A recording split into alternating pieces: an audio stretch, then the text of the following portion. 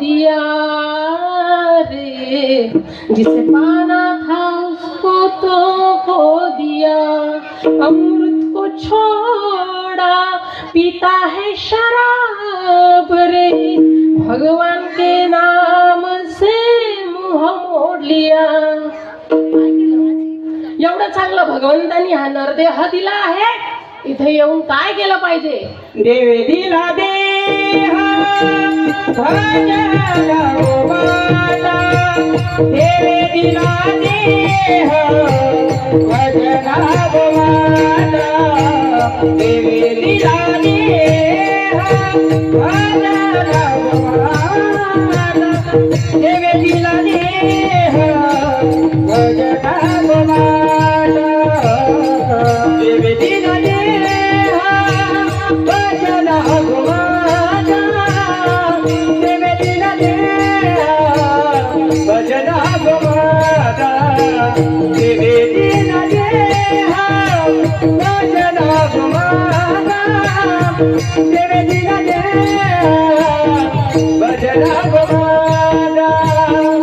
दिला देह भजन गोमाता,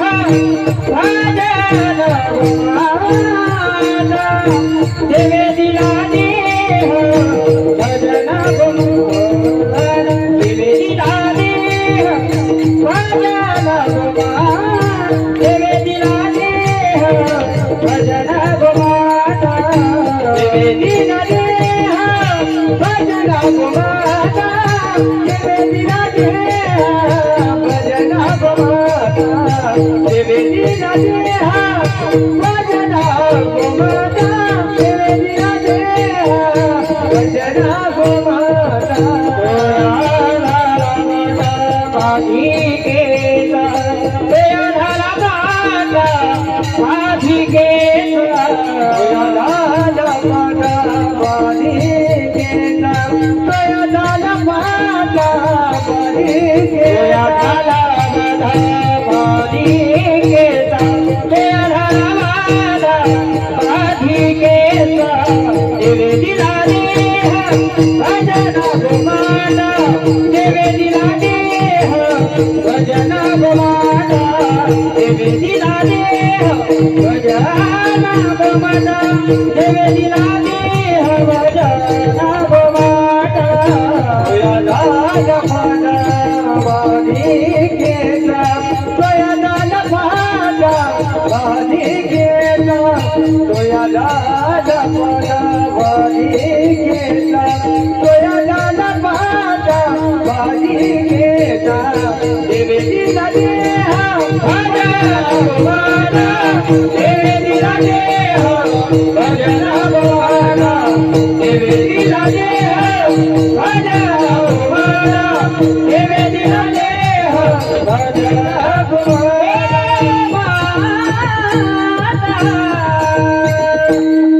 देवी दिला देह भजन गोमटा. भजनासाठी हा देह दिला आहे, त्याच्यासाठी खर्च करा. आपण धर्मावर बोलत होतो.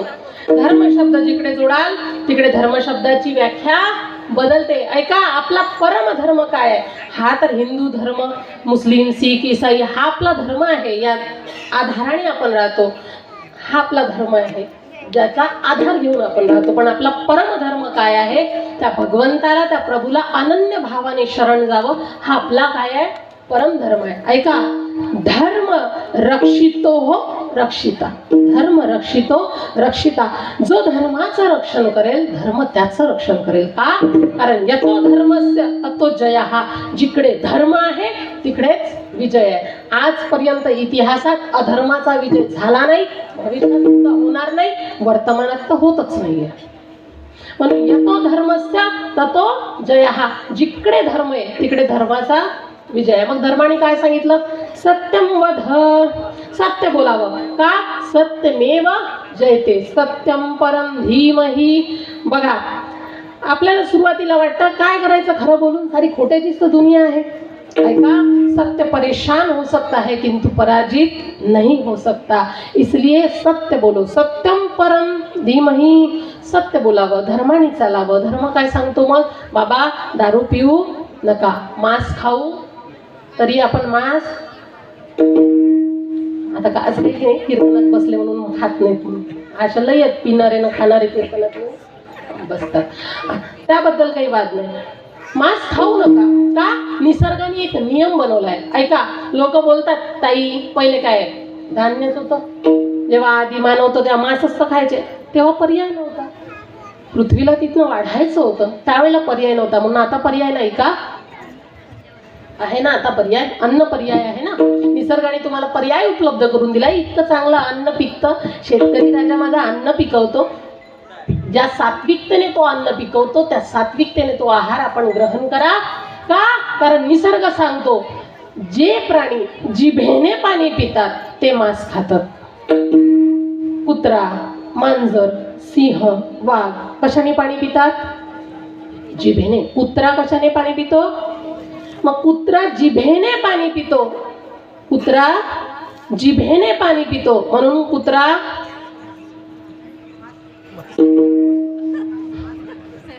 कळलं का, 5G ची रेंज आहे का आपल्याकडे. कुत्रा जिभेने पाणी पितो म्हणून कुत्रा घरी गेला राजा विठाल.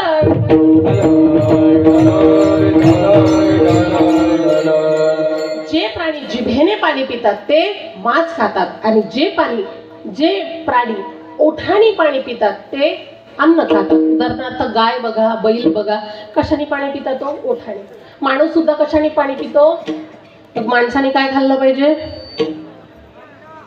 हा कोणीतरी असे अभद्र शब्द बोलू नये. माणूस ओठाने पाणी पितो महाराज, मग माणसाने सुद्धा काय केलं पाहिजे, अन्नच खाल्लं पाहिजे. सोप्या सोप्या भाषेत सांगू का, शास्त्र ज्याप्रमाणे सांगतं त्याप्रमाणे वागणं म्हणजे धर्माने वागणं, आणि शास्त्राच्या विरोधात वागणं म्हणजे अधर्माने वागणं. म्हणजेच काय, अगदी सोपं, पुण्य म्हणजे धर्म, पाप म्हणजे अधर्म. तुकाराम महाराज म्हणतात, धर्माची तू मूर्ती, पाप पुण्य तुझे हाती. भगवंताने ही मूर्ती बनवली, भगवंताने या देहामध्ये तुम्हाला बुद्धी दिली, त्या बुद्धीने तुम्ही चांगला विचार करता की वाईट विचार करता हे तुमच्यावर. या देहाला 2 हात दिले, या 2 हाताने टाळी वाजवायची की कुणाचं वाटोळं, कुणाच्या हाती. या देहाला 2 पाय दिले, ते कीर्तनात आणायचे, तिथे जायचं, कोणाच्या हाती, पाप पुण्य तुझ्या हाती, तुमच्या हाती आहे. पाप करा पुण्य करा. ऐका, मी गमतीने कधी कधी म्हणत असते रुपये दादा, आपल्याला माहिती आहे दोन्ही भागवतकर आपल्या समोर आहे, भागवतामध्ये नरकाचे 28 प्रकार सांगितले. किती, 28. पण स्वर्गाचे किती सांगितले, 21. स्वर्गाचे 21च आहे, नरकाचे असं कहून, देवाला माहित होतं इकडे जास्त संख्या वाढणार आहे म्हणून देवाने पहिलेच प्लॉट घेऊन ठेवला. धर्माची जर तू मूर्ती, पाप पुण्य तुझ्या हाती. मग आम्ही पुण्य करत नाही का, करतो ना, कीर्तनात येऊन बसल्या, पाप आहे की पुण्य, जाताना दुसऱ्याची चप्पल घालून गेल्या, पाप आहे की पुण्य.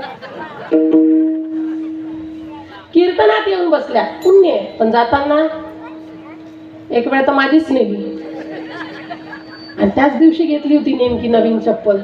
आयोजकाला म्हटलं तुम्ही काही करा पण चप्पल वापस आणून द्या. आयोजक गेले ना स्टेजवर, ताईंची चप्पल ज्याने कोणी नेली आहे त्यांनी लवकर आणून द्या. 4-5 वेळा ओरडला, जो आणून देईन त्याला 10,000 रुपयाचं बक्षीस. ती बाई लगेच, घे बया तू ही चप्पल, काय चप्पलच नेली तर एवढं बोला लागते. आणि तूच तर म्हणत होती कीर्तनात जे चांगलं असतं ते घेऊन जा, तूच चांगली दिसली म्हणून घेऊन घे.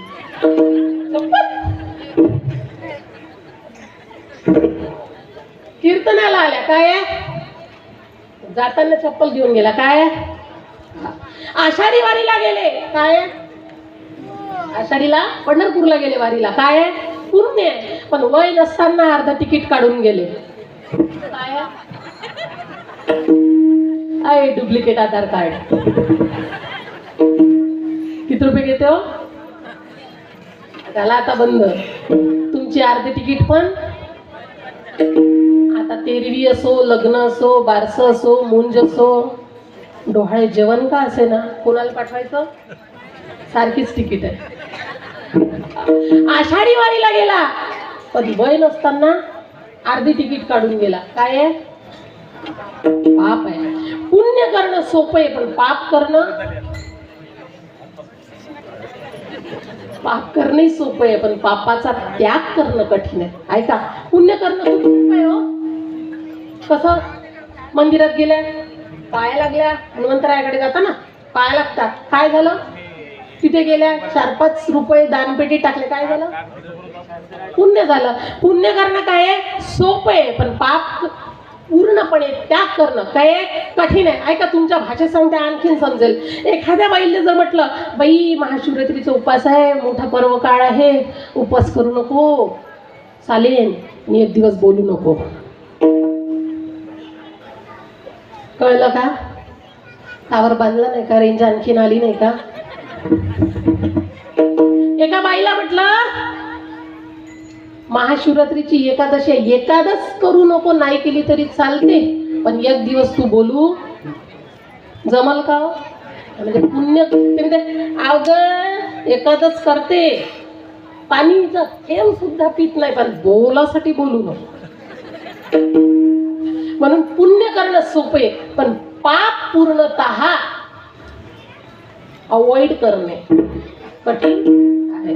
म्हणून धर्माचीच तू मूर्ती, पाप पुण्य तुझ्या हाती. आपण धर्माबद्दल बोलत होतो. ऐका, धर्म शब्द जिकडे जोडाल तिकडे धर्म शब्दाची व्याख्या बदलते. धर्म शब्द संताकडे जोडा. कर्म धर्म त्यांचा झाला नारायण, त्यांचा कर्म त्यांचं धर्म सगळं कोण झालं होतं? भगवंत झाले होते. धर्म शब्द सैनिकाकडे जोडा. सैनिकाचे धर्म वेगळे. धर्म शब्द वीराकडे जोडा. वीरांचे धर्म वेगळे. ऐका, सांगेन मी तुम्हाला. सकाळचं कोवळं ऊन होतं. राजमाता, राष्ट्रमाता माझी जाऊसाहेब रायगडावरती उभ्या होत्या आणि उभ्या असताना समोरच एक किल्ला दृष्टीस पडला. नाव होतं कोंढाणा. त्या कोंढाणा किल्ल्याकडे बघितलं आणि पूर्वीची आठवण झाली. राजा जयसिंगाच्या तहामध्ये हा कोंढाणा किल्ला आपल्याला गमवावा लागला होता. डोळ्यामध्ये अश्रू आले. पण विचार केला, अरे शिवबांसारखा आपला पुत्र असताना आपल्या डोळ्यामध्ये अश्रू, आपण का अश्रू ढाळायचे?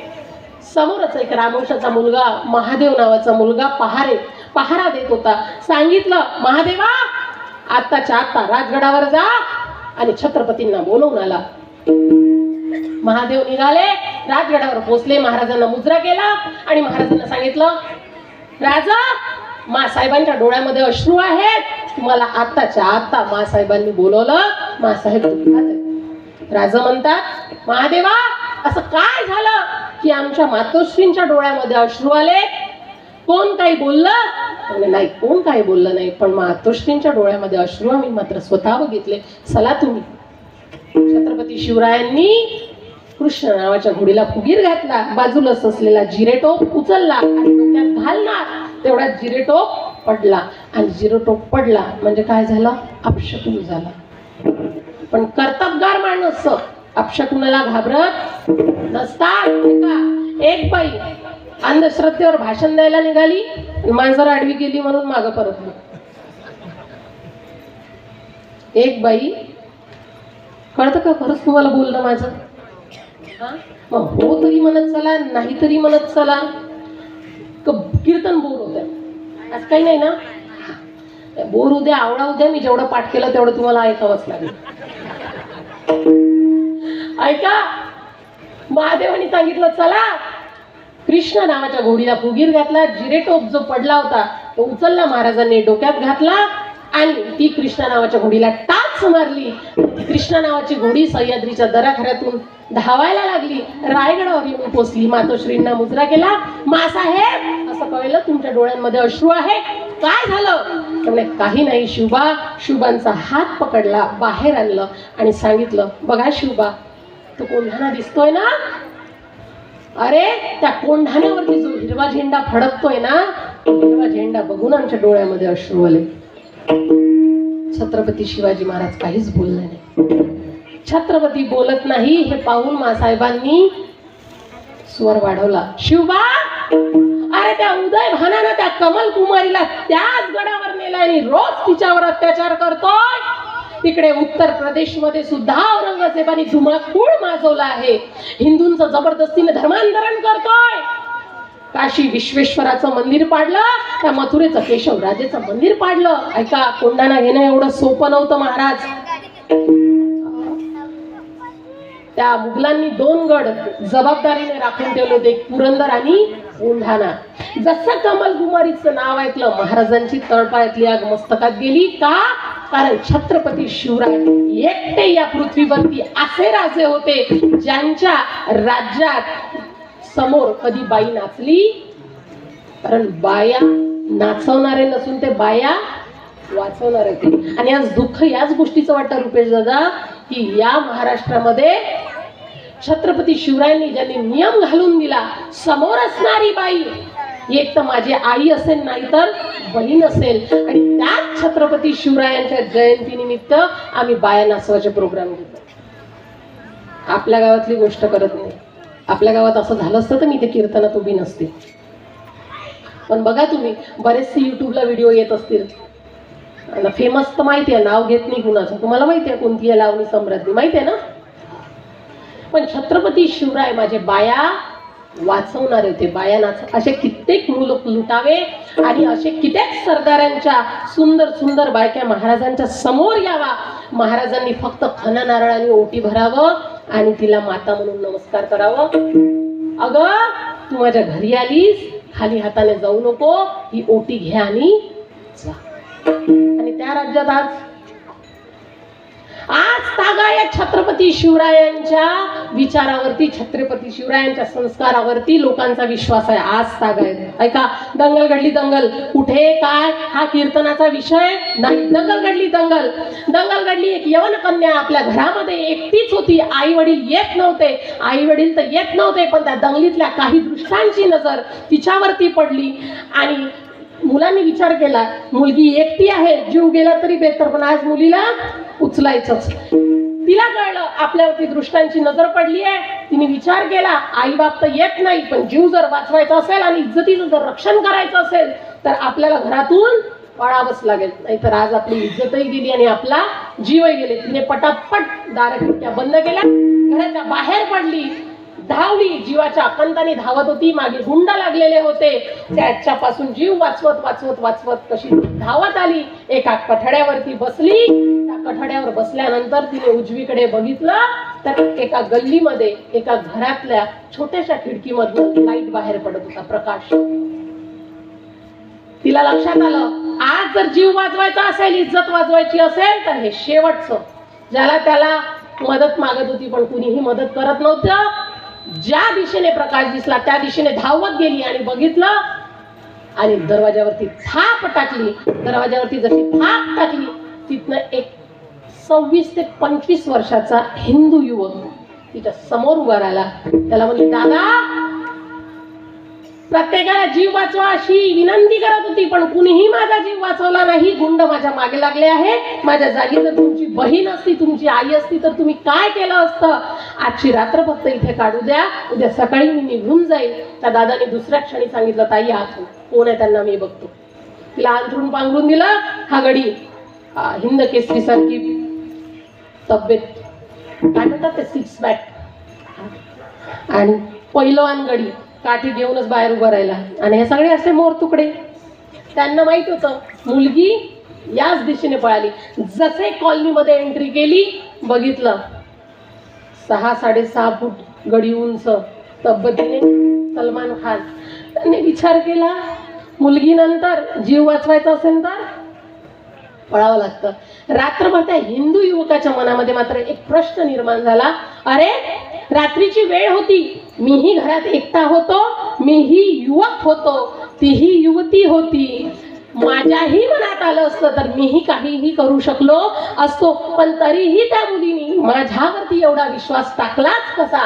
रात्रभर तो झोपू देतो, पण सकाळी जाताना तिला मी विचारलं. सकाळ झाली, ती मुलगी आवरून तयार झाली आणि घराकडे निघत असताना त्या ताईला म्हटलं, ताई थांब, माझ्या एका प्रश्नाचं उत्तर दे. अगं, दंगलीचा काळ होता, मीही युवक होतो, तूही तरुण होती, विचार आला असता तर मीही काहीही करू शकलो असतो, पण तरीही तू माझ्यावरती एवढा विश्वास टाकलाच कसा, त्याचं उत्तर दे आणि मग निघ. त्या ताईने सांगितलं, दादा मला माहिती होतं तू हा सकाळी मला प्रश्न नक्की विचारणार. ऐक दादा, दंगलीचा काळ होता, आई वडिलांची वाट पाहत होती, आई वडील येऊन नव्हते राहिले, पण या गुंडांची नजर मात्र माझ्याकडे फिरली. मला माहिती होतं इज्जतीचं रक्षण जर करायचं असेल तर मला घराच्या बाहेर पडावंच लागलं. मी घराच्या बाहेर पडली दादा, दमली थकली, जो दिसेल त्याला मदत मागायला लागली, पण कुणीही माझी मदत केली नाही. जेव्हा या कठड्यावरती बसली आणि माझी नजर गेली त्यावेळेला तुझ्या घरातनं एक मंद प्रकाश बाहेर येत होता. विचार केला, इज्जतीचं जर रक्षण करायचं असेल तर ही शेवटची आशा आहे, याने जर वाचवलं तर ठीक, नाही तर समर्पण करणेच आहे.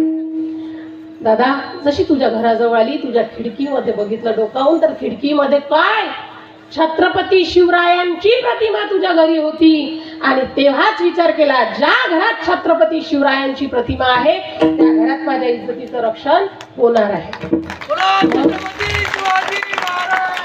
जय, जोराने तर येऊ द्या, छत्रपती शिवाजी महाराज की. म्हणून आज सांगाय छत्रपती शिवरायांवरती, माझ्या राजांवरती, या महाराष्ट्राचा विश्वास आहे. का? कारण माझे छत्रपती शिवराय बाया वाचवणारे होते, नाचवणारे नाही. जसं कमल कुमारीचं नाव ऐकलं, छत्रपती शिवरायांची तळपायातली आग मस्तकात गेली. शिवरायांनी मासाहेबांना सांगितलं, मासाहेब ऐका, आम्ही वचन देतो तुम्हाला, येता माघ वैद्य नवमीला आम्ही जातीने गडावर स्वारी करू, तुम्ही काळजी करू नका, निश्चिंत राहा. दिलं वचन मासाहेबांना, वचन पूर्ण करीन, शिवबा माझार चढला घोड्यावरी. शिवबाराजांनी वचन दिलं आणि थोड्याच वेळात तिथे एक गाव आहे उमरट नावाचं, त्या उमरट नावाच्या गावावरून काही मावळे छत्रपती शिवरायांकडे आले. उमरट गाव कुणाचं? तानाजी मालसुरेंचं. वीर तानाजी मालसुरे आपल्याला माहिती असेल. ऐका, उमरट गावाला जर कधी जाण्याचा योग आला तर नक्की जा. का? सह्याद्रीच्या दऱ्याखोऱ्यामध्ये वसलेलं हे उमरट गाव आहे, पण त्या उमरट गावाची एक विशेषता आहे, तिथे कुठलीच रेंज नाही, ना 2G ना 3G ना 4G ना 5G, आला तर 6G पण नाही. तिथं ओनली शिवाजी, ओनली शिवाजी, असं उमरट हे गाव. तानाजी मालसुरे आले, हातामध्ये निमंत्रण पत्रिका होती, हातामध्ये त्यांच्या निमंत्रण पत्रिका होती. एक निमंत्रण पत्रिका जिजामातांना दिली, एक निमंत्रण पत्रिका शिवरायांना दिली. निमंत्रण पत्रिका होती रायबांच्या लग्नाची. ऐका, रायबाच्या लग्नाची निमंत्रण पत्रिका होती. निमंत्रण पत्रिका शिवरायांनी उघडली, वाचली, आणि वाचल्यानंतर थोडं दुःख झालं महाराज. का? कारण रायबांचं लग्न ज्या दिवशी होतं तो दिवस होता माघ वैद्य नवमीचा, आणि आईसाहेबांना सुद्धा वचन दिलं होतं माघ वैद्य नवमीच. छत्रपती शिवरायांनी पत्रिका वाचली आणि तानाजींनी म्हटलं, तानाजी रायबांचं लग्न उरकवा, ठरलेल्या मुहूर्तावर रायबांचं लग्न उरकवा आणि मग जातीने गडावरती स्वारी करण्याकरिता या. तानाजी मालसुरेंनी विचारलं, काय झालं? महाराज म्हणले, ऐका, आईसाहेबांना आम्ही वचन देऊन चुकलो, माघ वैद्य नवमीला आम्ही कोंढाणा घेऊ असं आईसाहेबांना वचन दिलं. जसं तानाजी मालसुरेंनी ऐकलं, तानाजी मालसुरेंना प्रश्न पडला, अरे आपण जिवंत असताना या महाराष्ट्राचं थोर व्यक्तिमत्व लढायला जाणार आणि आम्ही लग्नामध्ये वरबाप म्हणून मिरवणार, हे वीराला शोभत नाही. का? कारण शूर ओळखावा रणांगणी, साधू ओळखावा मरणी. शूराची जी ओळख असते ती रणांगणात होत असते. म्हणून तानाजी मालसुरेंनी सांगितलं, काळजी करू नका राजा, गडावर स्वारी करायला आम्ही जाऊ, रायबाचं लग्न नंतर, आधी कोंढाणा. शिवाजी महाराज म्हटले, ऐका, कोंढाणा घेणं एवढं सोपं नाही, आम्हाला अपयश चालणार नाही. तानाजींनी सांगितलं, काळजी करू नका, जर कोंढाणा किल्ला जिंकलो नाही ना राजे तर तुम्हाला परत हाताना तोंड दाखवणार नाही. दिलं वचन. आणि शिवरायांनी आपल्या कमरेचा निळा शेला काढला आणि तानाजींना दिला. इकडे उमरटला काय झालं होतं, रायबांचं लग्न अगदी 4 दिवसावरती आलं होतं. सगळीकडे मंगलवाद्य वाजत होते, नवऱ्या मुलीला नवऱ्या मुलीला हात लागलेली होती. सगळीकडे असं लग्नाचा आनंद, सगळं वातावरण मस्त आनंदमय चालू होतं. आणि तेवढ्यात कळलं तानाजी मालसुरे कुठे जाणार आहे, लढायला जाणार आहे. तानाजी मालसुरेंच्या पत्नीने ऐकलं. विचार करा, आपल्या मुलाचं लग्न असावं आणि आपल्या मुलाचा बाप त्या लग्नात नसावा, कुणाला तरी वाटेल का? वाटेल का?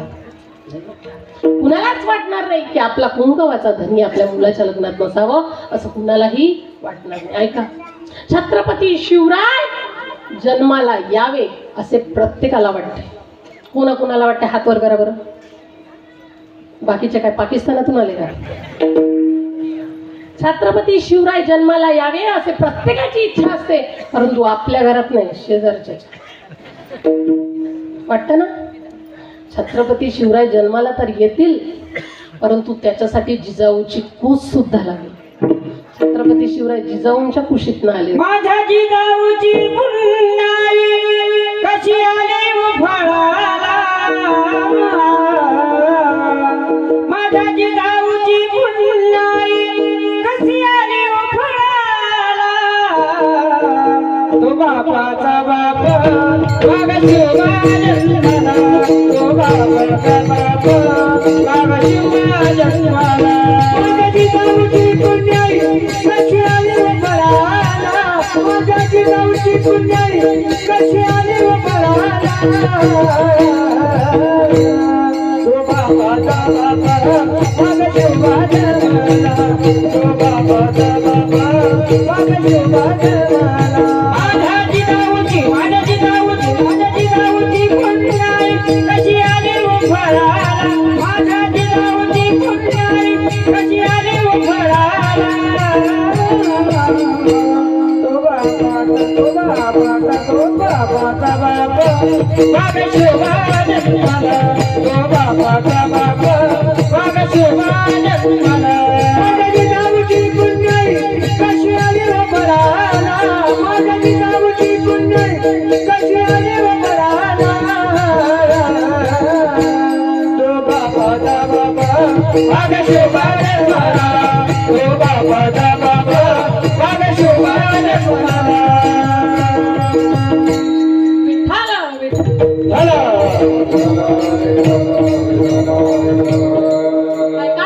छत्रपती शिवराय जन्माला येतील, पण त्याच्यासाठी जिजाऊची कूस लागेल. आणि आज आमची जिजाऊ कुठे चालली? आमची जिजाऊ फक्त रील स्टार म्हणून राहिली. आता हल्लीची पुण्यातली गोष्ट आहे, 15 दिवसाच्या अगोदरची. बाईला रीलचा लय शौक. 3-3.5 वर्षाचा तिचा मुलगा, त्या बाईने ठरवलं आज मला एक रील शूट करायची आहे. गाणं ठरलं, गाण्यावरती ऍक्शन ठरल्या, सगळ्या सेटअप लावला, सेटअप हॉलमध्ये लावला. घर तिचं होतं 7व्या मजल्यावरती. सेटअप लावला, तो लाईट वगैरे, आणि तिचं ते ठरलं. कानामध्ये हेडफोन वगैरे घातले, आवाज नीट ऐकू आला पाहिजे, रिदम बरोबर पकडलं पाहिजे, नाचता आलं पाहिजे. आणि तिने तो 3.5 वर्षाचा मुलगा तिथे खेळायला असा हॉलमध्ये सोडून दिला, आणि ती मात्र गाण्याच्या रिदमवरती थिरकत होती. रील शूट झाली. रील कशी झाली म्हणून बघण्याकरिता मोबाईल हाती घेतला. रील बघून गेली होती. बीट्स बरोबर आले होते, नाचण्याच्या स्टेप सुद्धा व्यवस्थित आले होते, रिदमही बरोबर होतं. पण छोटीशी पुसटची सावली तिकडून बाल्कनीच्या बाहेर पडताना दिसली. पुसटची सावली होती. काय झालं? काळजाचा ठोका चुकला. मोबाईल बाजूला केला, समोर गेली, बाल्कनीतून खाली बघितलं वाकून, तर काही लोकांची गर्दी तिथे जमा झाली होती. पायऱ्या चढत चांगलं कीर्तन ऐकतंय. पायऱ्या उतरत खाली आली, आणि उतरल्यानंतर लिंक आहे ना बरोबर, फेल नका होती. पायऱ्या उतरत खाली आली आणि त्या गोळक्यामध्ये घुसली, आणि बघते तर काय, तिचा तोच 3.5 वर्षाचा मुलगा रक्ताच्या थारोळ्यामध्ये पडून होता. आत्ताची घटना आहे, जुनं नाही सांगत. आज जर आमची माऊली अशी सुसंस्कृत व्हायला लागली तर छत्रपती कसे जन्माला यायचे सांगा. माझी जिजामातांना डोहायला लागले होते तेव्हा जिजामाता तेव्हा काय मनोरंजनाचे साधनं कमी होते काय? तर जिजामाता कोणाच्या पत्नी होत्या? कमी नव्हते करमणुकीचे साधनं. पण माझ्या जिजामातांनी काय केलं? मला शिवबा घडवायचा आहे. आजकालच्या बायांच्या तर त्या गाणे मस्त म्हणतात, जो जो रे जो काळा, जो जो रे जो हाडा. बाळाला लागलं जरी हात कुत्र्या, अरे, त्याने काय केलं. जुन्या बाया गाणे सुद्धा म्हणायचे तर किती छान म्हणायचो. मी सुद्धा माझ्या मुलीसाठी गाणं म्हणते आणि तिला खूप आवडते, ते लहानपणापासून म्हणते मी ती. अशी गाणं म्हणा. भर जरी ग पितांबर दिला फाडून, द्रौपदीसी बंधू शोभे नारायण, सुभद्रा कृष्णाच्या पाठची बहिणा, विचाराया गेले नारद म्हणून, बोट श्री हरीचे कापले गबाई, बांधायाला चिंधी लव कर दे, सुभद्रा बोलली शालोनी पैठणी फाडून का देऊ, चिंधी तुम्हा समी पाठची बहिणा, झाली वैरीना, द्रौपदीसी बंधू शोभे नारायण, प्रेमाचे लक्षण भारी विलक्षण, जैसी ज्याची भक्ती तैसा नारायण, रक्ताच्या नात्याने उमजे ना प्रेम, पटली पाहिजे अंतरीची खुन, धन्य तोची भाऊ धन्य ती बहीण, प्रीतीची खरी जगीला भाविन, चिन्ही पाहून प्रभू झाले प्रसन्न, द्रौपदीसी बंधू शोभे नारायण.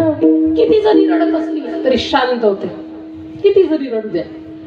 गाणं म्हटलं कुठलं हे बरं, दुसरं म्हटलं तर नाही, ते जोराने रडायला लागते, शांत होते. ते हाड कुत्रे जाऊ दे आता, काय ते गाणे चांगले गाणे म्हणा ज्याच्यातनं मुलं शिकतील. शिवबाराजांचे अनेक गाणे, शिवरायांची गाथा म्हणणारी अनेक गाणे ती म्हणा, त्यांना लहानपणापासून तसं वळण द्या. काय शिवराय जन्माला नाही येतील.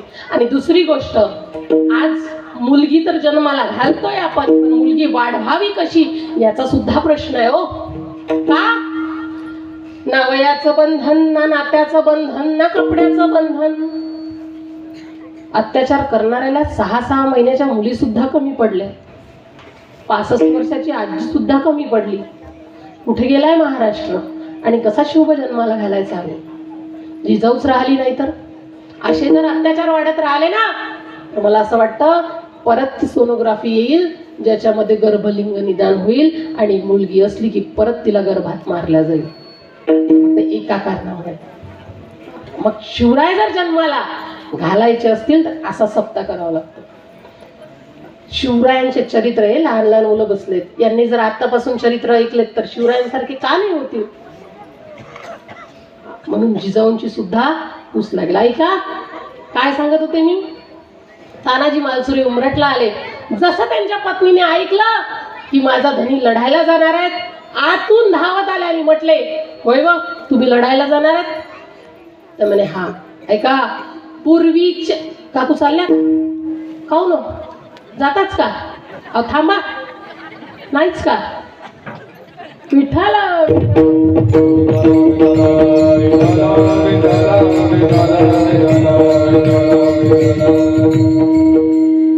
तानाजी मालसुरेंना म्हणतायत, अहो तुम्ही लढायला जाणार आहात. तानाजी मालसुरे म्हटले हो. अहो आयुष्यभर लढायचंच आहे. एवढे 4 दिवस मुलाचं लग्न आहे, एवढे दिवस घरी थांबा. अगं मराठ्यांचा धनी संकटात असताना आम्ही बरबाप म्हणून मिरवावं हे आम्हाला शोभत नाही. आणि पूर्वीचे पती पत्नीचं वाक्य मोडत, आताचे मोडत नाही. आताचे कुठलेही वाक्य मोडत नाही. आता त्याला कारण आहे, गमतीने सांगते. ताव्यावरची पहिली पोळी कुणाला. शेवटची पोळी धर्म सांगतो. पहिली पोळी शेवटची पोळी पहिली पोळी. पहिली पोळी आणि शेवटची पोळी, म्हणून हे पहिल्या पोळीवाले आणि शेवटची पोळीवाली विठ्ठल.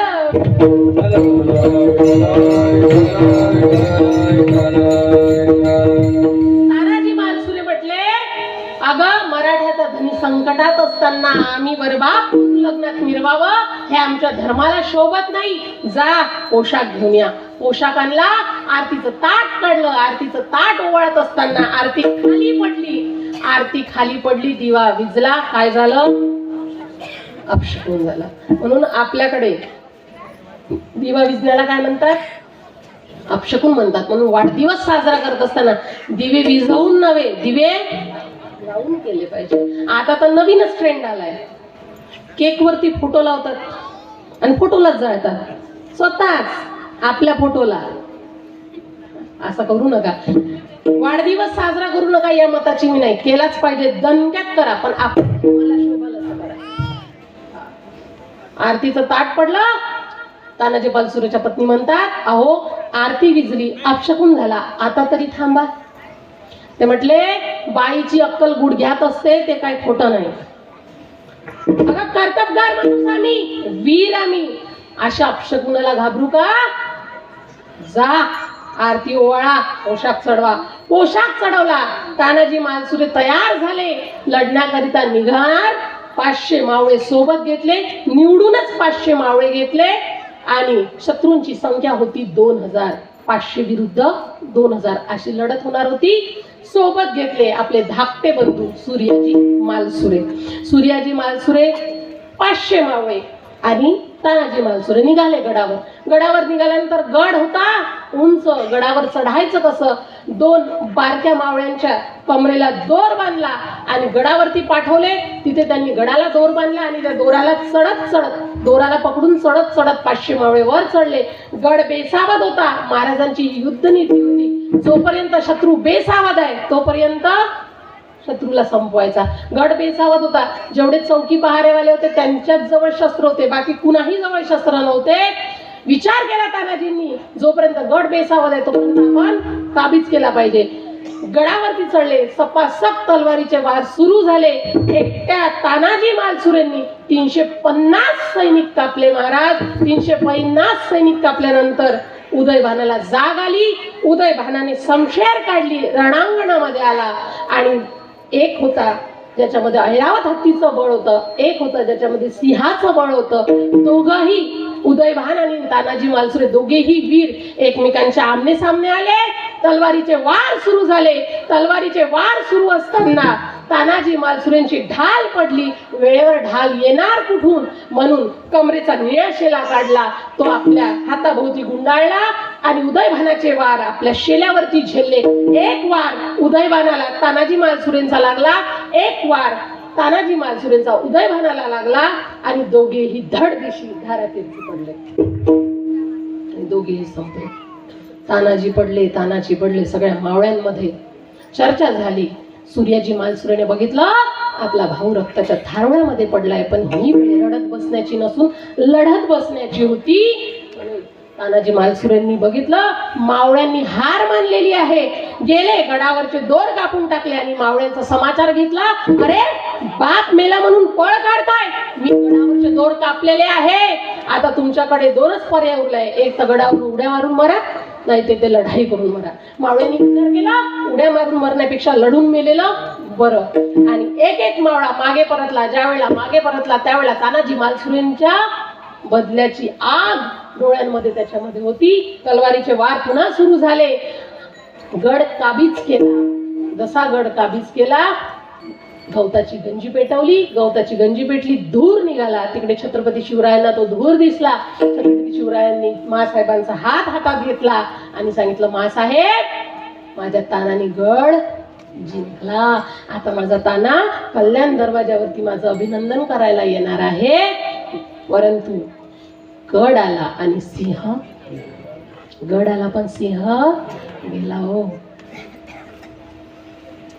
ऐका, असेही मावळे स्वराज्यात होते म्हणून स्वराज्य टिकून होतं. म्हणून छत्रपती शिवरायांना अभिमान होता, माझ्यावरती निष्ठावंत प्रेम करणारे, धर्माचं पालन करणारे वीर माझ्या फौजेमध्ये आहे, म्हणून माझं स्वराज्य टिकणार आहे, माझं स्वराज्य वाढणार आहे. पण ऐका ना, हे झालं धर्माचं पालन, पण या स्वराज्यात काही पाखंडी सुद्धा होते. पाखंडाचं खंडन काय हे सांगते. हे झालं धर्माचं पालन. जर या स्वराज्यामध्ये पाखंडी नसते तर माझ्या शंभू राजा कधीच औरंगजेबाच्या हाती लागला नसता. हिंदू धर्म टिकावा यासाठी, हिंदू धर्म मी माझा बदलणार नाही यासाठी काय हाल केले हो औरंगजेबाने. शंभू राजांचे शेवटचे शब्द आहे, कान देऊ नये का. आबासाहेब, आभाळाच्या डोळ्यांनी पाहत असाल तुम्ही आम्हाला, पण आभाळा एवढं रूप तुमचं बघण्याकरिता तर माझ्याकडे डोळे सुद्धा उरले नाही. तो आग्र्याहून निघत असताना मोठ्या विश्वासाने तुमचा हात हाती घेऊन म्हणालो होतो, फिकीर करू नका, आम्ही सुखरूप गडावर पोहोचू. पण ऐका ना आबासाहेब, तुम्हीही माझा हात त्याच विश्वासाने आता हाती घ्याल का हो. पण ते हातही आमच्याकडे उरले नाहीत. आणि तुम्हाला आबासाहेब अशी साथ घालवण्याकरिता जीभ सुद्धा उरली नाही. पण एक सांगतो आबासाहेब, जर रक्ताचा अभिषेक घालूनच जर स्वराज्याचं मंदिर पवित्र होणार असेल आणि शिवपुत्र म्हणूनच जर मृत्यूशी अशीच ओळख होणार असेल तर एकच मागेन त्या रायगडाच्या जगदीश्वराला मी, हे जगदीश्वरा 1000 वेळा जन्म दे पण शिवपुत्र म्हणूनच जन्म दे. जगायचं कसं हे तुम्ही शिकवलं, पण मरायचं कसं हे मी शिकवीन आबासाहेब.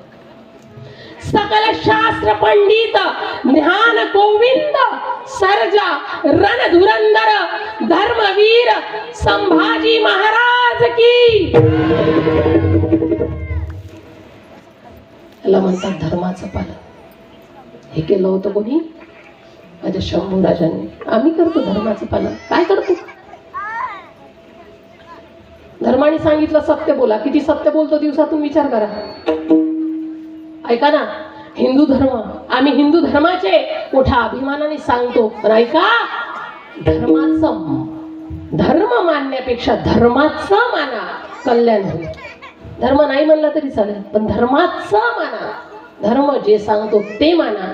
भगवद्गीतेच्या अध्यायाचा एकही श्लोक आमच्या पाठ नसतो, एकही. आणि आईही तेवढी सक्षम नसते आपल्या मुलाला एक तरी श्लोक शिकवू शकेल. आणि कुठल्या आपण अधिकाराने म्हणतो की आम्ही हिंदू धर्म आहोत. आपल्याकडे बघूनच दुसऱ्याला गौरव वाटला पाहिजे, हिंदू धर्माचा अभिमान वाटला पाहिजे. बघून सांगून नव्हे. तुकोबाराय म्हणतात, याच पाखंडाचं खंडन करण्यासाठी आम्हाला काय करायचं आहे? धर्माचं पालन करायचं. अभंगाचं प्रथम चरण. धर्माचे पालन, धर्माचे पालन, धर्माचे पालन, धर्माचे पालन, धर्माचे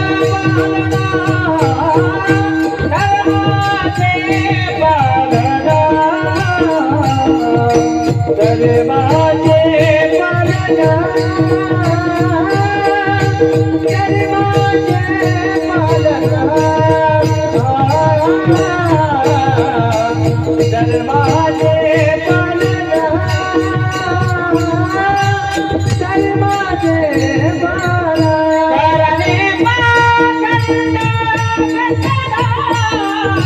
करणे करणे पाखंड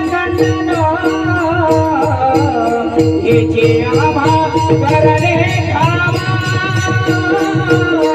याची आभा करणे कामा याची आभा करणे कामा याची आभा करणे कामा करणे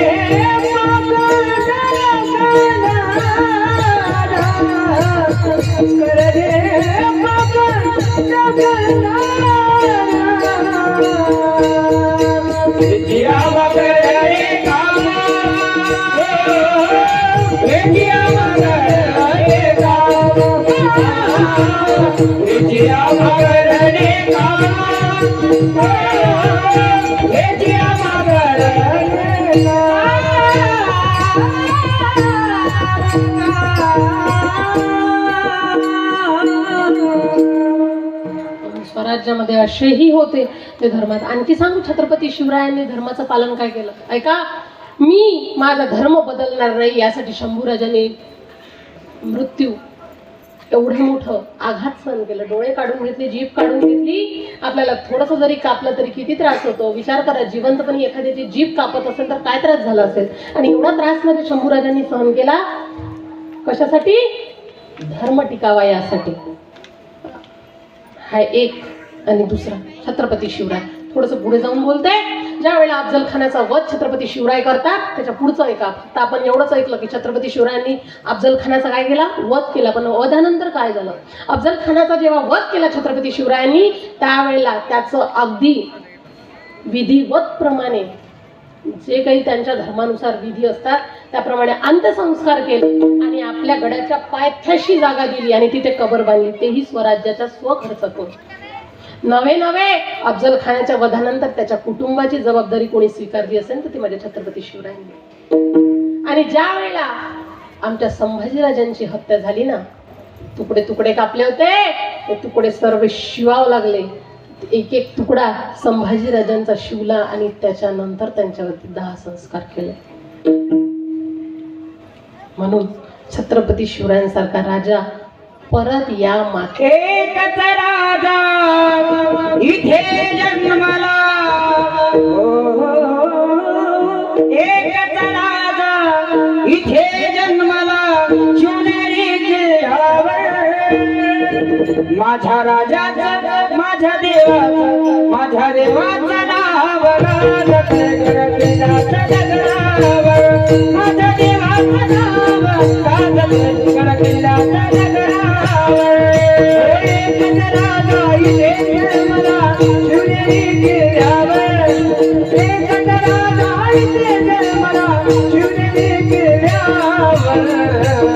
माझ्या राजाचं, माझ्या देवाचं, माझ्या राजाचं नाव राजगडाच्या डगरावर. शिवरायाचं नाव राजगडाच्या डगरावर. हे सुंदर स्वराज्य निर्माण केलं तलवारीच्या धारेवर, तलवारीच्या धारेवर, तलवारीच्या धारेवर. रयतेसाठी वार झेलले आपल्या निजया छातीवर, आपल्या निजया छातीवर, आपल्या निजया छातीवर. प्राणाने लढले मावळे भरवसाच्या राजावर, प्राणाने लढले मावळे भरवसाच्या राजावर, राजावर.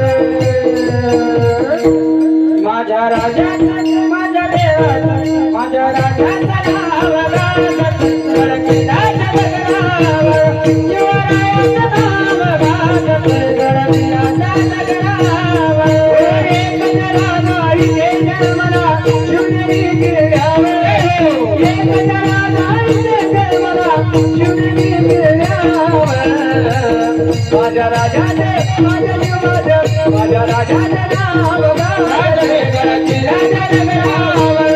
माझ्या देवाचं नाव राजगडाच्या डगरावर.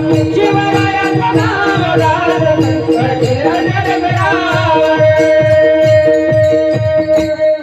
धर्माचं पालन करणे पाखंड खंडन हेची आम्हा करणे काम बीज वाढवावे नाम.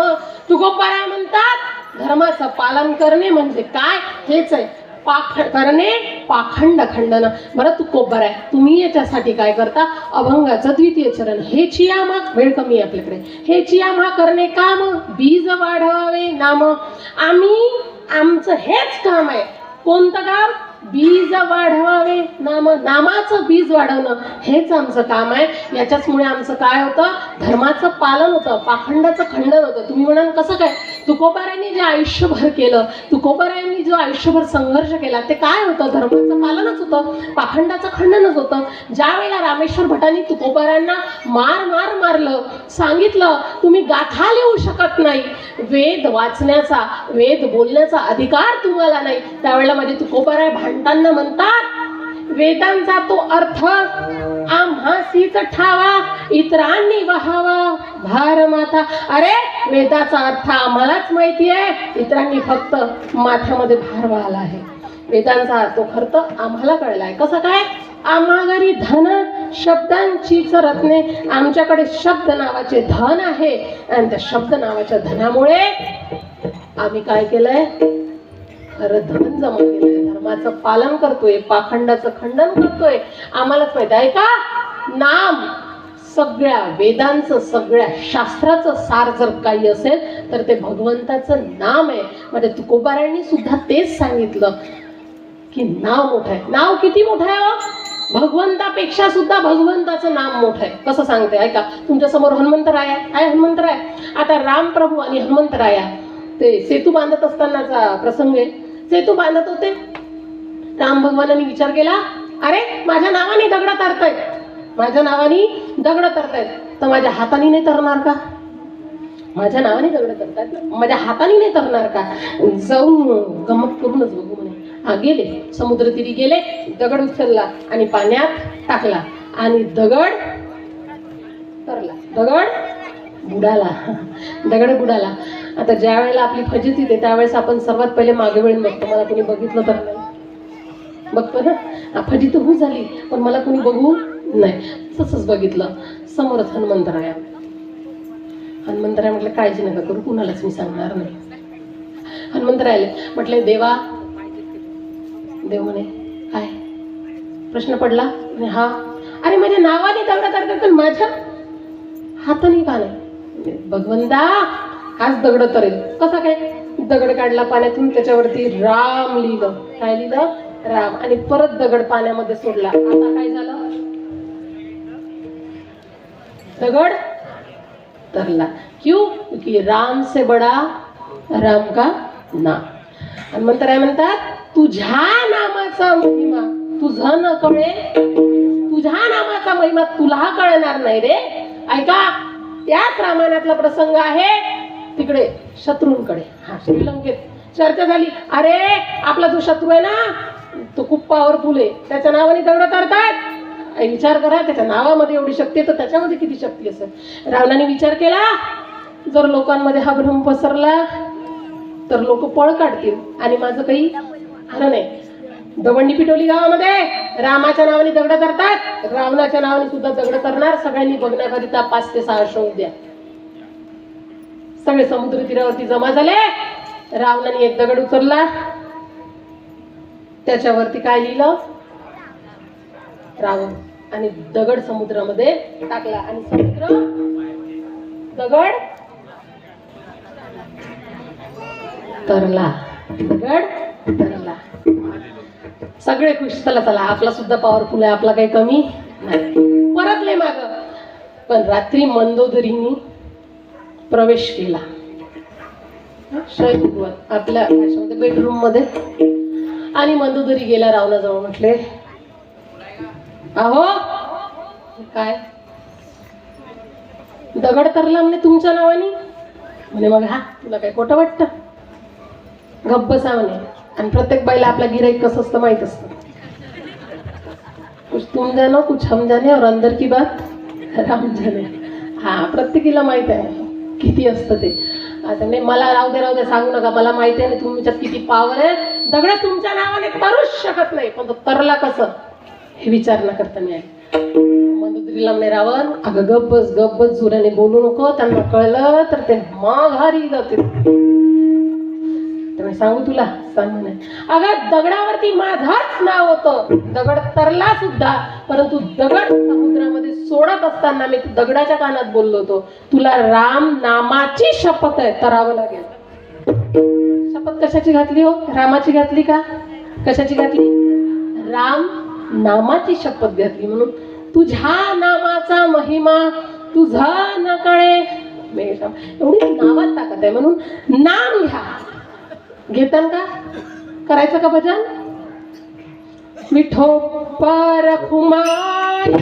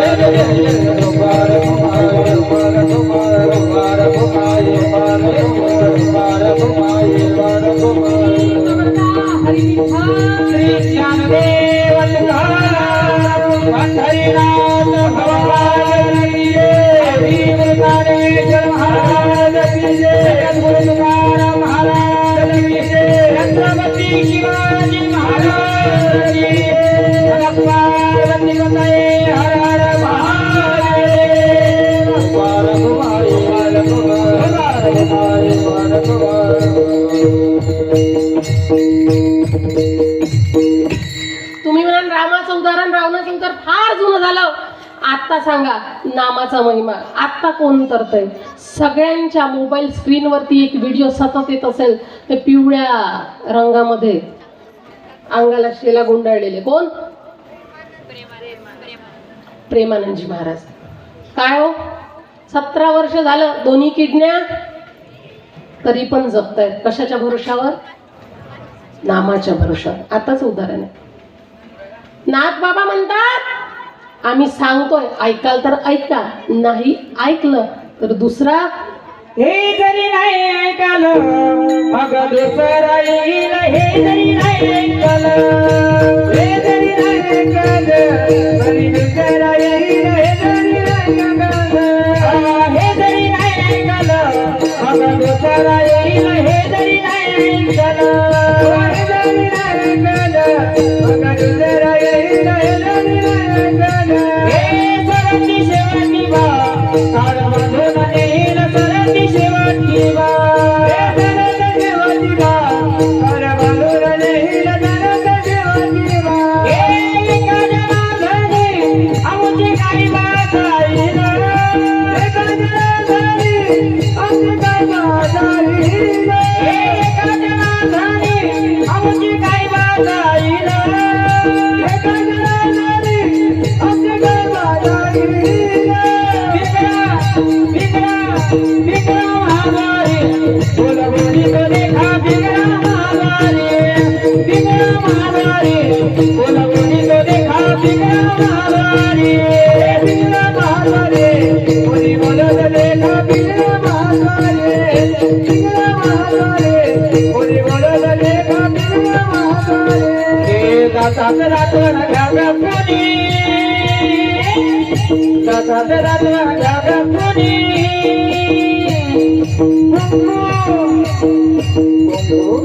कुंकुड्या कोणी काळामणी, कुंकुड्या कोणी काळामणी, कुंकुड्या कोणी काळामणी, कुंकुड्या कोणी काळामणी, कुंकुड्या कोणी काळामणी, कुंकुड्या कोणी काळामणी, कुंकुड्या कोणी काळामणी, कुंकुड्या कोणी काळामणी. हे करुणी मोठीत, करुणी मोठीत दिमागाली हृदयात, दिमागाली हृदयात. आलो दान, आलो दान मागायात, आलो दान मागायात, आलो दान मागायात, आलो दान मागायात, आलो दान मागायात.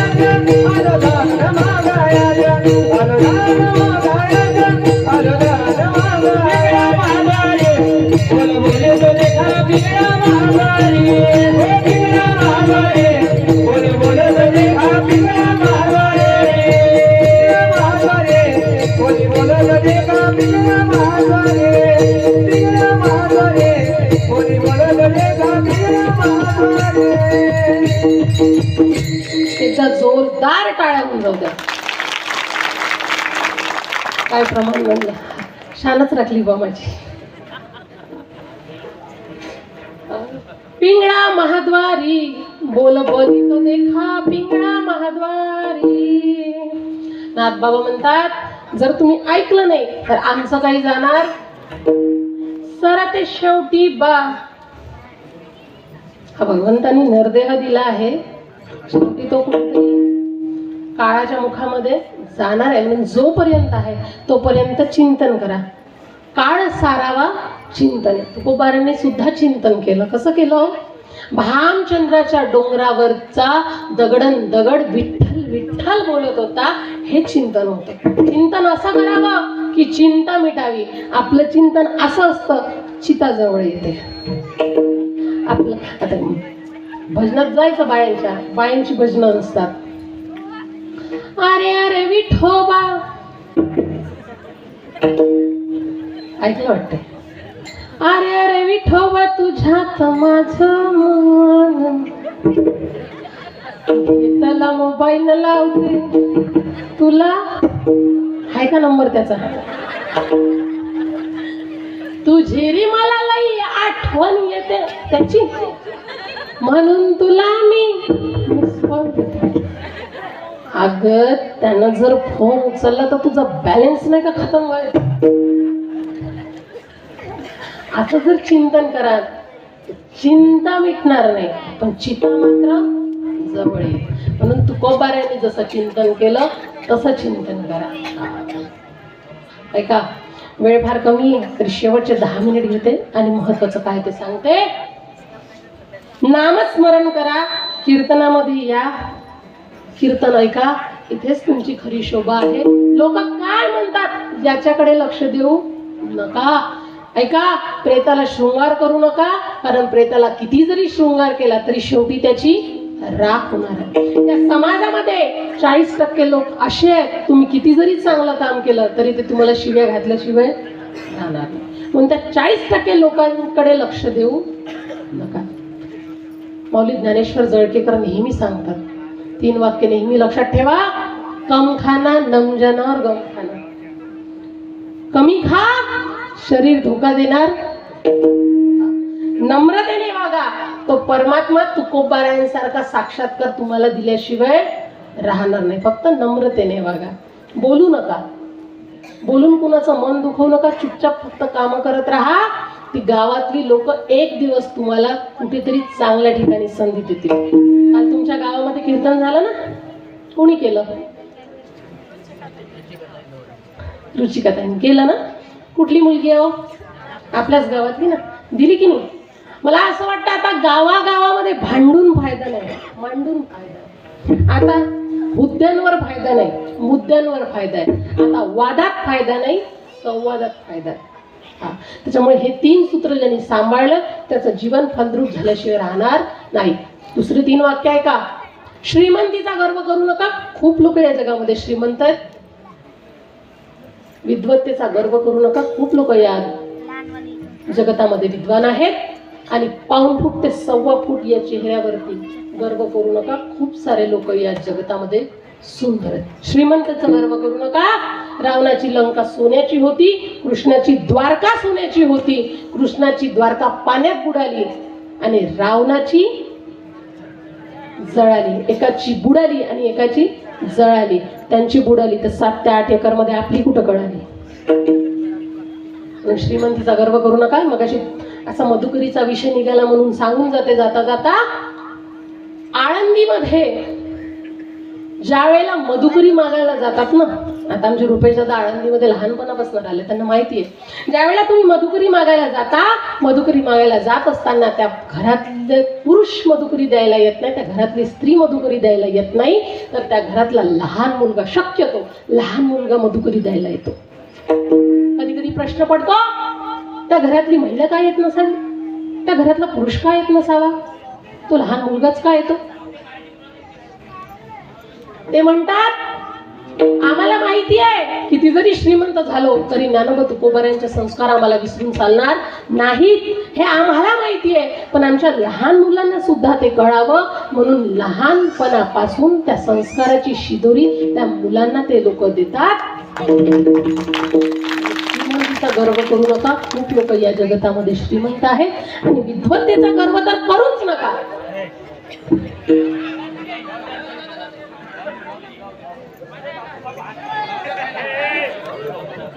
जाऊ द्या. विद्वत्तेचा गर्व करू नका, खूप लोक या जगतामध्ये विद्वान आहेत. काव्यतीर्थ जगन्नाथ अण्णा पवार, काव्यतीर्थ जगन्नाथ अण्णा पवार काही जोक नव्हते. काव्यतीर्थ जगन्नाथ अण्णा पवार इतके विद्वान होते, महाराज आळंदीवाले सांगतात धर्मशाळेमध्ये जर त्यांचं कीर्तन 7 ते 9 असेल तर ती 2004 ते 5 या वर्षातली गोष्ट आहे. त्या काळात वॉकमॅन नावाचा प्रकार होता, ती 12 रुपयाची कोरी कॅसेट मिळायची. ऐका, हे तुम्हाला दुसरं कोणी सांगणार नाही. त्यावेळेला 12 रुपयाची कोरी कॅसेट मिळायची. आळंदीतले लोक आजही सांगतात काव्यतीर्थ जगन्नाथ पवारचं कीर्तन जर 7 ते 9 असेल तर लोक 5 वाजता तिथे जाऊन बसायचे कीर्तन रेकॉर्ड करण्यात. त्याच काव्यतीर्थ जगन्नाथ अण्णा पवारांना घशाचा कॅन्सर झाला. कशाचा? घशाचा कॅन्सर झाला. त्याच धर्मशाळेमध्ये काव्यतीर्थ जगन्नाथ अण्णा पवारांची खुर्ची एका बाजूला टाकली, समोर ढोक महाराजांचं कीर्तन होतं. लोकांनी काव्यतीर्थ जगन्नाथ अण्णा पवारांच्या खुर्चीला धक्का मारला आणि ढोक महाराजांचं कीर्तन ऐकलं. हा समाज आहे, कायमस्वरूपी कधीच प्रेम करत नाही. या म्हणणाऱ्यांच्या कंठावरती, या वाजवणाऱ्यांच्या बोटावरती आणि या बोलणाऱ्यांच्या ओठांवरती जोपर्यंत ताकद आहे तोपर्यंत समाज प्रेम करतो, नंतर प्रेम करत नाही. हा समाज खूप लोक विद्वान आहेत. विद्वत्तेचा गर्व करू नका. एक क्षमा मागून बोलते, कारण माझ्यापेक्षा वयोवृद्ध, ज्ञानवृद्ध, तपोवृद्ध इथे बसलेले आहेत. क्षमा मागून बोलते. लाईव्ह सुद्धा चालू आहे. काव्यतीर्थ जगन्नाथ अण्णा पवार यांच्या घशामध्ये भांडणं व्हायची महाराज. घशामध्ये कशाची? शब्दांची. या विद्वानाच्या मुखातून आमचा उच्चार झाला पाहिजे अशी शब्दांची अपेक्षा होती. आजीवन काव्यतीर्थ जगन्नाथ अण्णा पवारांनी ज्ञानोबा तुकोबारायांचा सेवा केली. आजीवन. आपणच ठाऊक, काव्यतीर्थ जगन्नाथ अण्णा पवारांची वाणी कॅन्सरच्या स्वरूपात ज्ञानोबारायांनी काढून घेतली. जिथे शब्दांची अपेक्षा होती या विद्वानांच्या तोंडातून निघावं, अशा काव्यतीर्थ विद्वान वैकुंठवासी जगन्नाथ अण्णा पवारांची वाणी जर माझे ज्ञानोबाराय काढून घेऊ शकतात तर तुम्हाला आम्हाला गर्व कशाचा? त्या बसवलेल्या 2-3 टिपणांचा, ज्ञानोबा तुकोबारायांच्या बसवलेल्या 4-5 अभंगाचा गर्व करतो आपण. कशासाठी? म्हणून विद्वत्तेचा गर्व करू नका. खूप लोक विद्वान आहेत. आणि सौंदर्याचा गर्व करू नका. खूप लोक सुंदर आहेत. त्या नट्या आहेत ना, नट्या, अभिनेत्री मीन्स हिरोईन, त्या रॅम्पवर चालायचे 1.5 आणि 2 कोटी घेतात. किती अंतर असतो ते? 100 ते 200 मीटर अंतर असतं. तेवढा मीटर चालण्याकरिता त्या 1.5 ते 2 कोटी घेतात. आम्हाला कीर्तनाची तारीख आल्यावर फोनवर सांगावं लागतं एवढं अंतर आहे, एवढं डिझेल लागेल. आमचे काही महाभाग फेटा बांधताना पावडर लावतात आणि इथे येऊन अभंग घेतात. देह जाओ अथवा राहो, तुम्ही आधी पावडर पुसाव. अभंगावरती चिंतन नंतर करू आपण, काय अडचण आहे, पहिले पावडर तर पुसा. म्हणून सौंदर्यावरती अभिमान करू नका. खूप लोक सुंदर आहेत. शेवटचं सांगून जाईल, संपत्तीचा, सत्तेचा आणि तारुण्याचा गर्व करू नका. ज्यांनी संपत्तीचा, तारुण्याचा आणि सत्तेचा गर्व केला, इतिहासात त्याचा दुर्योधन झाला. त्या दुर्योधनाला संपत्तीचा, सत्तेचा आणि तारुण्याचा तर एवढा गर्व होता. तारुण्य एवढं उन्मत्त झालं होतं ती भीमानी मांडी फाडली हो अक्षरशः.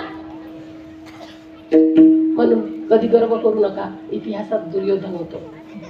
आणि संपत्ती होती, सत्ताही होती, तारुण्यही होत, तरीही 2 तासात कीर्तनामध्ये बसण्याची तयारी होती. इतिहासात ते छत्रपती शिवाजी महाराज झाले. छत्रपती शिवाजी महाराज का सांगायचे? एकदा राजांनी वेश बदलला, शेतकऱ्याचे कपडे घातले, 7 ते 7:30च्या दरम्यान गडावरनं खाली उतरले. खाली उतरल्यानंतर एका भगिनीच्या घरी गेले आणि भगिनीला म्हटलं, ताई भूक लागली, जेवायला वाढ. त्या ताईने पटकन पात्र वाढलं, भाजी वाढली, पोळी वाढली, भात वाढला आणि भातावरती वडा वाढला आणि वरण गरम करून घेऊन आली. आणि त्यांनी विचारलं, हे प्रवाशा, हे वरण कुठे वाढायचं? ते म्हटले, वड्यावरती वाढा. त्या बाईने विचार केला आणि म्हटलं, तुम्ही सुद्धा आमच्या छत्रपती शिवरायांसारखेच दिसता. राजांना वाटलं, ओळखलं की काय? त्यामुळे म्हणजे काय? म्हणजे वड्यावर जर वरण वाढलं तर ते भातात कमी जाणार आणि पातळ्यावरती जास्त राहणार. म्हणजे मग काय? मग आळं करा, त्या भाताला वळण द्या, म्हणजे जेणेकरून भातामध्ये ते वरण साठवता येईल. ते नव्हे, याचा छत्रपतींशी काय संबंध? त्यामुळे आमचा राजा पण असंच करतोय. आमचा राजा किल्ले भरपूर घेतोय, पण त्या किल्ल्यांच्या सुरक्षेसाठी तटबंदी बांधत नाही. म्हणून म्हटलं, तुम्ही सुद्धा आमच्या छत्रपती शिवरायांसारखेच दिसता. राजाने जेवण केलं, तडक गडावर निघून गेले. दुसऱ्या दिवशी त्या भगिनीला गडावरती बोलवलं. राष्ट्रमाता राजमाता जिजाऊ साहेबांच्या हाताने खणनारायणाने उटी भरली, तिचा सत्कार केला आणि स्थापत्य शास्त्रज्ञ, स्थापत्य विशारद मीन्स इंजिनियर बोलवले आणि गडावरच्या तटबंद्या एका गृहिणीच्या ज्ञानातून तटबंदीचं ज्ञान घेताना माझ्या राजांना मी राजा आहे असा कधी अभिमान झाला नाही. म्हणजे भूमिका लक्षात घ्या. छत्रपती शिवराय का सांगायचे? सत्य या माध्यमातून सांगायचे. तर मग ते तर चालताच आहे. आपला 65 किलोची तलवार होती. दिल्लीहून पुण्याला घोडा 1,500 किलोमीटर अंतर आणि 8 तासात घोडा पुण्याला आला. 1,500 किलोमीटर अंतर 8 तासात पुण्याला दिल्लीहून घोडा आला. पटतंय का? म्हणजे एका तासात 200 किलोमीटर शक्य आहे का? हा, मी सांगणाऱ्या घोड्याला नाही समजलं ना? बरं, त्याला नाही समजलं, पण ज्याची तारीख घेतली त्या घोड्याला तरी. छत्रपती शिवराय का सांगायचे? ते या माध्यमातून सांगायचे महाराज. म्हणून वेळ झाली का? चालू देऊ. तुम्ही बोर नाही झाले ना? नाही तर तुकोबाऱ्यांसारखी अवस्था व्हायची माझी. तुकोबाऱ्या एकदा कीर्तनाला गेले. कीर्तनाला गेल्यानंतर कीर्तन सुरू झालं. कीर्तन होतच 9 ते 11. 12 वाजले तरी कीर्तन संपायचं नाव घेत नव्हतं. तुकोबाऱ्या एवढे रंगले कीर्तनामध्ये की तुकोबाऱ्यांना लागला तकडा. तुकोबाऱ्यांना तो नाद लागला आणि तुकोबाऱ्या चालू. काय झालं? आले का काय तुकोबाऱ्या? जाऊ दे. अरे काहीतरी आहे, बरोबर सुसुंदरी आहे, काहीच नाही करत ते. विठाला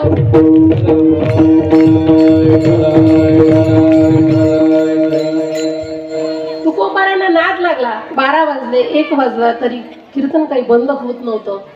बाकीची मंडळी थकली. टाळकऱ्यांनी टाळ खाली ठेवले, मृदुंगवाल्यांनी मृदुंग सोडला, विणेकरांनी विना नसतो सोडायचा, तो मानाचा असतो म्हणून एका म्हशीच्या गळ्यामध्ये टाकला. आणि भजन चालू आपलं, रामकृष्ण हरी रामकृष्ण हरी रामकृष्ण हरी. 2 वाजले, 3 वाजले, ब्रह्ममुहूर्ताची वेळ झाली, पहाट झाली. तरीही पहाट कळते ना तुम्हाला? पहाट किती वाजता?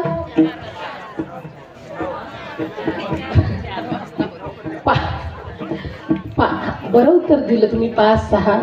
तिकडे जर म्हटलं ना पहाट किती वाजता झाली, ती मावशी म्हणाली पहाट 9 वाजता होते. तुम्ही चांगलं उत्तर दिलं. पहाट झाली. तुकोबाऱ्यांना जाग आला. तुकोबाऱ्यांनी बघितलं मृदुंगवाला नाही, टाळकरी नाही, सगळे गेले. विणा कुठे? तर म्हशीच्या गळ्यामध्ये. पण एक माणूस मात्र पायरीवरती झोपलेला दिसला. तुकोबाऱ्यांनी म्हटलं माझ्या जातीचा मज मिळव कोणी एक का होईना पण थांबलं. त्यांना म्हटलं बाबा धन्यवाद, तुम्हाला माझं भजन एवढं आवडलं. त्यामुळे तुमचं भजन नाही आवडलं बुवा, तुमच्या पायाखालचं जे गोंगडी आहे ना ते माझ्या घरचं आहे म्हणून थांबलं. म्हणून तुकोबाऱ्यांसारखी अरे तिथला मारुती सुद्धा झोपला. महाशिरसला जर कधी गेले वारीमध्ये तर तिथे झोप्या मारुती आहे. तुकोबाऱ्यांचं भजन ऐकून मारुती सुद्धा झोपले. अशी अवस्था माझी होऊ नये म्हणून विचारलेलं बरं. ऐका, धर्माचं पालन मी सांगत होते. शिवबा का समजून घ्यायचे तर ते या मार्गाने समजून घ्यायचे महाराज. छत्रपती शिवरायांची जयंती का करायची तर ती यासाठी करायची, कारण धर्माचं पालन करणारा एकमेव राजा होता. या महाराष्ट्रामध्ये राजे अनेक झाले पण महाराज कुणी नव्हतं. महाराज अनेक झाले पण राजे कुणी नव्हतं. पण राजेही होते आणि महाराजही होते ते माझे एकमेव छत्रपती शिवाजी महाराज होते, बाकी कोणी नव्हतं. पण छत्रपती शिवाजी महाराज समजून घ्यायचे तर ते या माध्यमातून. मी धर्म शब्दाची व्याख्या सांगितली. जो ज्याला धारण करतो तो त्याचा धर्म होतो. ऐका, तुमचा सुद्धा धर्म आहे आपल्या मुलांना नीट वाढवणे. सुद्धा एका आईचा काय आहे? धर्म आहे. आपल्या मुलांना चांगले संस्कार देणे, आपल्या नवऱ्याशी चांगलं बोलणे हा सुद्धा काय आहे आपला? नवऱ्याशी चांगलं बोलणे हा सुद्धा काय आहे? बोलता का खरंच चांगलं पक्क? ते म्हणतात आरी यांच्या नादी लागावंच नाही. एक बाई म्हणे तिच्या नवऱ्याला, आहो तुम्हाला माकडासारखं झाडावर चढता येतं का म्हणे. नाही बा, काय म्हणे तुमच्यापेक्षा ते माकड बरे म्हणे. याला वाटलं आपली तुलना माकडासोबत केली. त्याने 10 दिवस प्रॅक्टिस केली. कशाची? झाडावर चढायच्या. तो झाडावर चढायचा, खाली उतरायचा. 10व्या दिवशी बायको पुढे आला. त्याने अगं आता चल झाडावर चढून दाखवतो. त्याने काय मग तू म्हणली होती ना माकडासारखं चढता येत नाही. आणि हा मग आता बघ म्हणे मी चढतो. पण माकडातून तुमच्यात फरक करायला लागला. तुम्ही लय भारी आहे बा असंही बोललं तरी तिकडून आणि इकडूनही. त्याच्यात कोण सापडतो शेवटी?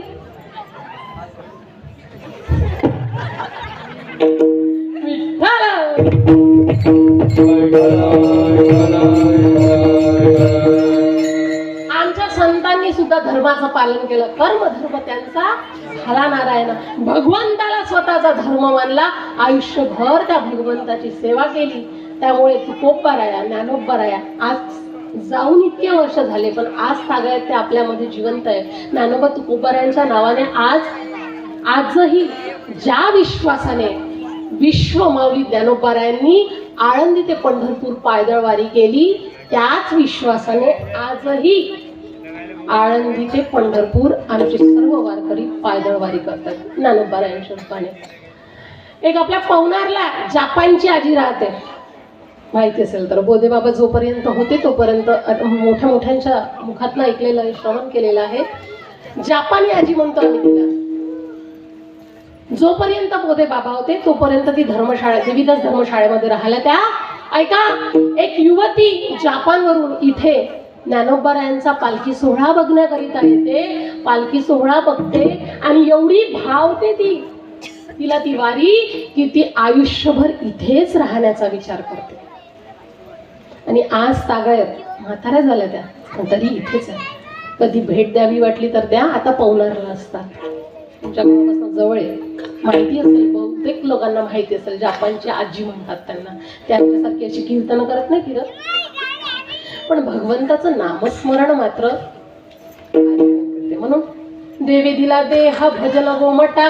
हा देह ज्या कारणासाठी भगवंतांनी आपल्याला दिलाय त्या कारणासाठी हा देह वापरा.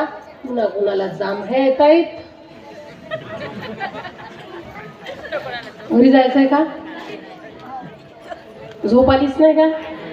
मी म्हणते माझं पाठ केलेलं संपत नाही का आता? देवे दिला देह भजन गोमटा. हा जो नरदेह मोठ्या पुण्याने प्राप्त झाला हो. 84 लाख योनी फेरी फेर भोगीले ज्ञानदृष्टी हरपरी दोन्ही नर्मदा वसुदेवाचा जीवावर उभा आपल्याला दृष्टी देतो त्याचे नाव मी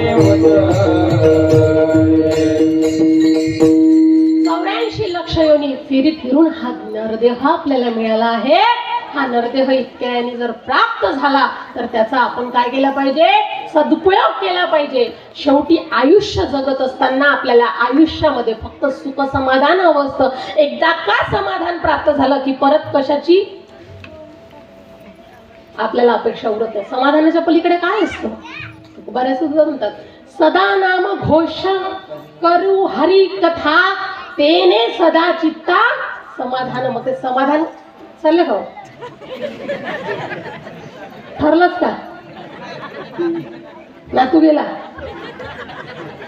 काय आजी नातू सदा नाम घोष असू दे काम असतं तो करू हरी कथा तेने सदा चित्ता समाधान. आमच्या चित्ताला समाधान कशाने लाभणार आहे तर ते सदा नाम घोष. नाम घोष केल्यानंतर काय होणार म्हणजे शेवटी काय सांगितलं, नामस्मरण सांगितलं. आणि ऐका हा प्रपंच असा आहे जो भल्या भल्या पोहणाऱ्यांना उलथुनी पाडीतो. भाव नदीचे पाणी रे वेड्या मोठे ओढीते. भल्या पोहणाऱ्यांना उलथुनी पाडीते. नारायण नारायण कोण नारद. ऐका कोणाला ओढून पाडलं, नारदांची सुद्धा इच्छा झाली संसार करून बघावा. आणि ब्रह्मचार्याची जरा जास्तच इच्छा असते, जे नाही आपल्याकडे ते. नारदांची इच्छा झाली संसार करावा. भगवंताला म्हटले बास देवा झालं तुमचं नाव घे ना, आता आम्हाला प्रपंच करून बघायचा, संसार करून बघायचा. देव म्हटलं ठीक आहे. नारदाची नारदी केली. नारदी केली. नारदीने संसार केला. 60 मुलं जन्माला घातली. डोक्यातली नारदीची मुलगी आहे. किती मोठे होते नारद. आयुष्यभर नामस्मरण केलं पण त्यांना सुद्धा या प्रपंचाने ओढलं. संसार करू थकले आणि देवाला म्हटले देवा बास आता नको परत नारद करा. देव म्हटले नारदाची नारदी करणं माझ्या हाती होतं पण आता परत नारदीचा नारद करणं माझ्या काही हाती नाही. आता तुम्हालाच काहीतरी असा मार्ग निवडावा लागेल जो माझ्यापर्यंत थेट येऊन पोहोचेल आणि तुम्ही परत नारदीचे नारद व्हाल. आणि मग त्यासाठी त्यांना माहिती होतं देवाला काय आवडतं, तर देवाचं चिंतन केलेलं देवाला आवडतं. म्हणून असं चिंतन केलं महाराज, आयुष्यभर असं चिंतन केलं की नारदीचे नारद झाले. त्यासाठी त्यांनी मार्ग निवडला कीर्तनाचा आणि हीच ती नारदीय गादी भगवंताला प्राप्त करण्यासाठी या संसारातून. कारण का संसारामध्ये भरपूर दुःख आहे. त्यानुसारात म्हणतात संसार दुःख मूळ चहूकडे इंगळ विश्रांती नाही कोठे रात्रंदिन तळमळ. आहे का विश्रांती? बरं प्रपंचात सुख आहे का? कोणाला वाटतं प्रपंचात सुख आहे? हात वर करे. प्रपंचात सुख आहे असं कोणाला वाटतं? हे पण हात वर करत नाही. तुझं सुरू व्हायचं आहे का बाई म्हणून तुला वाटतं. एकदा लग्न कर काय आहे त्याची मजा कळेल. बरं प्रपंचात दुःख आहे असं कोणाला वाटतं? म्हणजे तुम्ही दोन्ही तबल्यावर हात ठेवणार आहेत का? प्रपंचात दुःख आहे असं कोणाला वाटतं? हात वर करा बरं. कोणालाच नाही. एक तर सुख म्हणा नाही तर दुःख म्हणा, हो किंवा नाही, कॉपी नाही करायची. चिटिंग. ऐका सुखही आहे दुःखही आहे पण सुख जवा पाडे आणि सुख खूप छोट आहे आणि दुःख मात्र भरपूर आहे. ज्ञानोबा वर्णन करताना म्हणतात ना संसारात दुःख मुळे चहूकडे इंगळा एवढं दुःख आहे तरीही माणूस प्रपंचातून बाहेर पडत आयुष्यभर प्रपंच इथे प्रपंच करतो. काय मिळतं प्रपंचातलं? अहो आपल्याला असं वाटतं फक्त प्रपंचातली लोक आपल्यावर प्रेम करतात. नाही का, प्रपंचातलं प्रेम बदलणार असतं. 4 दिवस नवरीचे असतात, नव्या नवरीची. तिला वाटतं नवरा खूप प्रेम करतो आपल्याला, वाटतं ना. एक बाळ झालं की तुमच्यावरचं प्रेम कुणावर? थोड्या वेळाने त्या बाळाची घरवाली येऊ द्या, परत त्या बाळाचं प्रेम तुमच्यावरचं कमी घरवालीवर, आणि मग तिला नातू होऊ द्या. मग तुमचं प्रेम सगळं संपताना नातवावर येऊ. प्रेम सारखं आहे का? प्रेम कसं आहे? त्या आजीचं तर एवढं प्रेम असतं महाराज त्या नातवावर की त्याला जेवण चारता चारता कधी ती जेवते, आणि मग वरतून सुनेला म्हणता, बाई मला भूक नाही, जास्त करू नको. ती विचार करते 1 किलो काजू आणला तर एका महिन्यात कोटेल कसा खाल्ला. तिला माहीतच नाही काजू दुसरीकडेच जातोय. म्हातारीचं वजन टम्म वाढतंय, मुलगा मात्र. असं प्रपंचातलं प्रेम आहे. असो, म्हणून तुमचा हा जो हरिनाम सप्ताह आहे, हा सुख पर्वत एवढा करण्याकरिता हरिनाम सप्ताह आहे. इथे जो ऐका, तुम्ही इथे बसून आहात, तुम्हाला घरच्यांची खरंच आठवण आली का? म्हणजे 2 तास का होईना आम्ही कुणासाठी काढले? स्वतःसाठी काढले ना. काढले की नाही? असं घरी निघते का? निघते ना. पार्लर मध्ये जाता का नाही? गमतीचा विषय. पण खरंच सांगा, ज्या वेळेला तुम्ही इथे असता, विठ्ठल विठ्ठल भजन होतं, त्या भजनामध्ये एवढे दंगून जाता, घरची तुम्हाला आठवण सुद्धा. एवढंच समाधान आपल्याला इथून घेऊन तिकडे जायचं. फक्त 2 तास रोज असे काढा. 7च दिवस काढायचे वर्षातून, बाकी वेळ तर मग आपलं चालू आहे प्रपंच, एक प्रपंच. आणि यासाठी हा हरिनाम सप्ताह आहे. म्हणून धर्माचा पालन करणे, पाखंड खंडन हेची आम्हा करणे काम. बीज वाढवावे नाम. बीज वाढवलं, नामाचं बीज वाढवलं, काय होणार आहे? देतो तीक्ष्ण उत्तरे, हाती घेऊन बाण फिरे, कुणी असू द्या. त्याला तीक्ष्ण उत्तर जर शब्दांमध्ये द्यायचं असेल तर नामाचं बीज वाढवावं लागेल. जणू काही हातातून जसा बाण फिरतो हातातून, त्याप्रमाणे शब्द फिरतील. महाराज तुकोबाराया, आम्ही यायचं का? हो या ना. नाही भीड भार तुकाम हे सान थोर. सगळ्यांनी या, सगळ्यांनी मिळून धर्माचं पालन करू, पाखंडाचं खंडन करू. का? कारण हेची आम्हा करणे काम, बीज वाढवावे नाम. मग आम्ही काय करतोय? आम्ही सुद्धा सप्ताह करतोय, आणि सप्ताह करून नामाचं काय करतोय? बीज वाढवतोय. अखंड हरिनाम सप्ताह. श्रीमद भागवत सप्ताह आहे का?